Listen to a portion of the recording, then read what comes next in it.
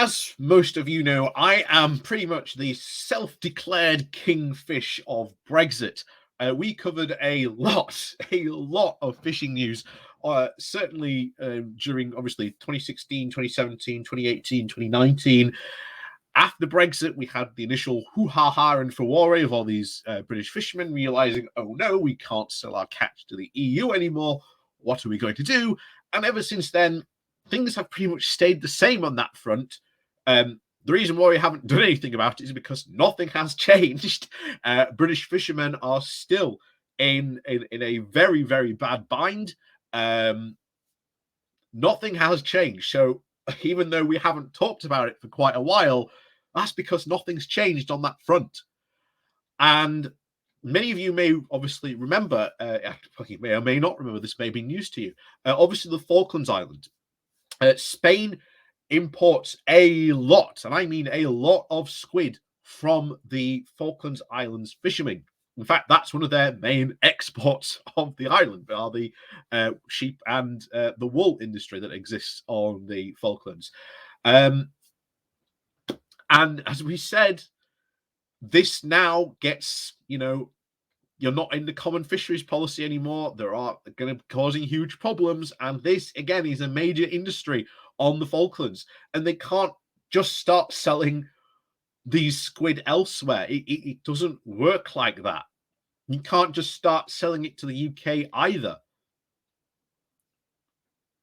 So, as we always said, that if stuff happens in a business, sometimes these things do not self-correct automatically, or it's incredibly hard to break into new markets.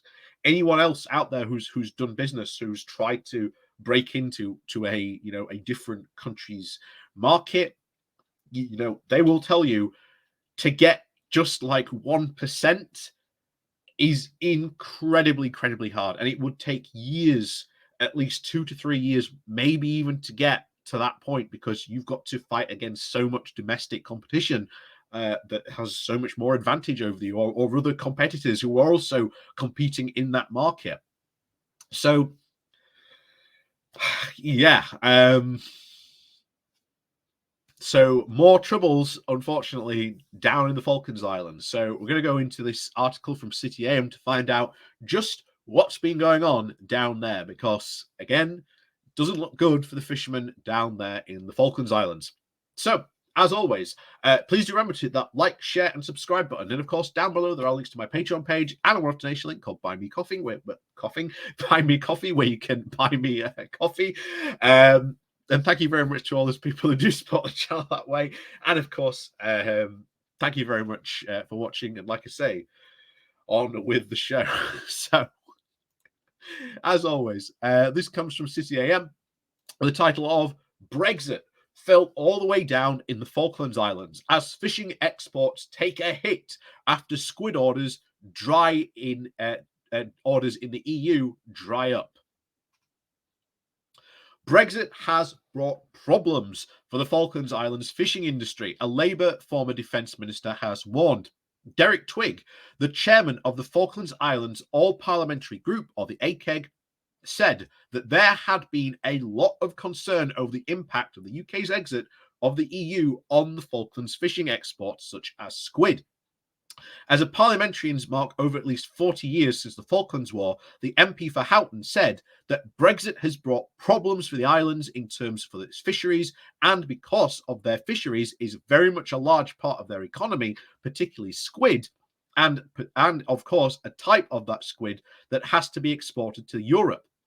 Work is going on with the Falklands Islands government and countries like Spain and even the EU to try and ease those challenges around that, because it is such a big exporter.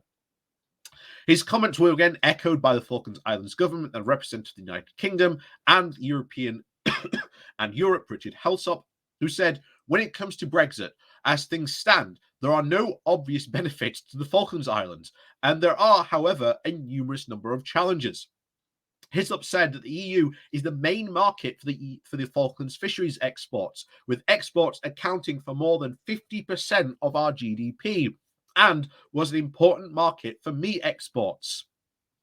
again, as we've said this before, you look at all the numbers, the details. Brexit never made any sense. And of course, that was what part of the big campaign. Don't talk about these numbers. Stop them from talking about the numbers. Stop them from focusing. Just focus on sovereignty. Take back control. Of course, when you look deeper into these things, Brexit doesn't look good, and it was never going to work. And as we've said before, the more Brexit goes on, the more it shows that it cannot work and does not work.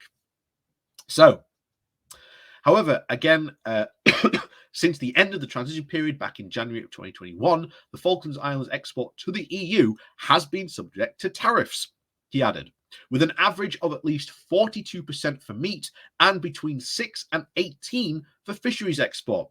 The very high tariff on meat exports has resulted in the loss of the market, as it is just not viable to export to the EU anymore, with exports of the fishery products to the EU are even now less profitable.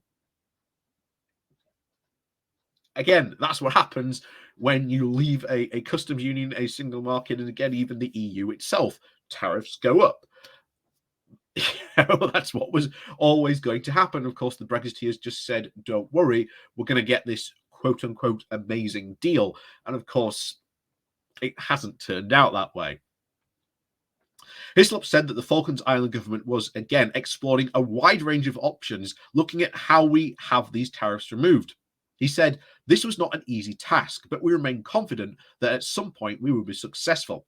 We've already made some limited progress in having a tariff temporarily removed in a small percentage of our exports.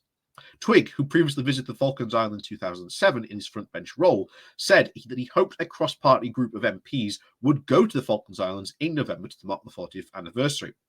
He said the main aim of the group was to continue, as always, to support the Falklands Islands and really underline the support is cross-party. The British government and the British Parliament are absolutely 100% to give their backing to the Falklands Islands, said Twigg said, adding our position is very clear that self-determination and sovereignty is absolutely paramount, and at the end of the Falklands Islands is determine their future and nobody else. He said that relations with the Argentine government again continued to be strained, adding that we've always been on the alert, and that is why it is important that the government is again committed to the Falklands Islands, not at least in terms of general support, but also military support. Having service personnel, equipment, and again based in the Falklands is very important. Again, more interested in, of course, the fishing case here, but again, needs to say, doesn't look good. Does not look good at all. And again, I don't even know what the vote was in the Falklands Islands. I don't even know if they got an opportunity to actually have a vote, of course, around Brexit in the EU. So can't really comment on that either way. But needs to say, this is not very good for them. Like I say, when it makes up a large part of their GDP, obviously this is going to cause huge job problems, job losses, a lack of investment. You know, when you've not got 50% of your income just suddenly dries up, what are you going to do? Trust me, ask any business and just, ask, or any business owner, just go to them, what would happen if 50% of your income just dried up? A lot of them would tell you that it would be, they'd panic. They might even have to resort to job losses. So, as always, unfortunately, bad news for the people of the Falklands Islands about this. Again, this problem is entirely Brexit related. It has to do with, again, us leaving the single market, the EU and customs union, and of course the common fisheries policy. Again, all of which allowed fishermen to export their catch and to the EU at no cost, no tariffs, no nothing. And of course, now the tariffs are there. And again, 6% may not sound like a lot, but when you're fishermen and you see their profit margins, 6% can be a lot of money suddenly to lose.